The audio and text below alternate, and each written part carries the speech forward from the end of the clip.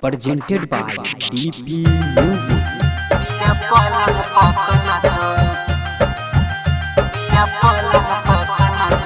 DJ मिट्ठू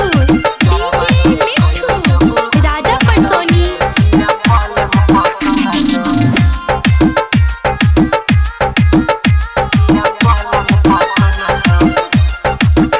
तोरा सैया नहीं मन कहतौगे तोरो अखिया से लोराबा बहतौगे। हाँ तोरा सैया नहीं मन कहतौगे तोरो अखिया से लोराबा बहतौगे।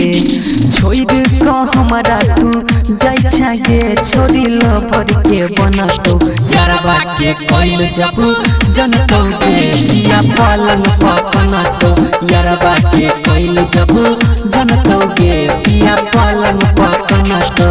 DJ मिट्ठू राजा परसोनी।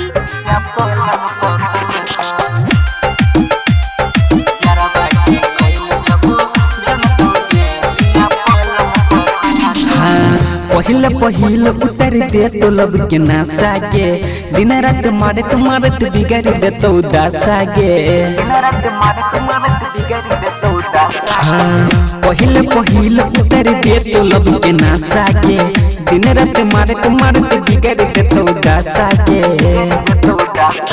कर लो पर शादी नहीं तोड़ा गे अपन कनिया मना तो यारबा के कैल जब जनतौगे पिया पलंग पकनतौ यारबा के कैल जब जनतौगे पिया पलंग पकनतौ। DJ मिट्ठू राजा परसोनी। अभी आप सुन रहे हैं घुटौना से मैथिली म्यूजिक की शानदार प्रस्तुति। हाँ बचल जवानी तोहर कोना कोना कटतौगे लुटने छोड़कर देबो भातर की बटतौगे।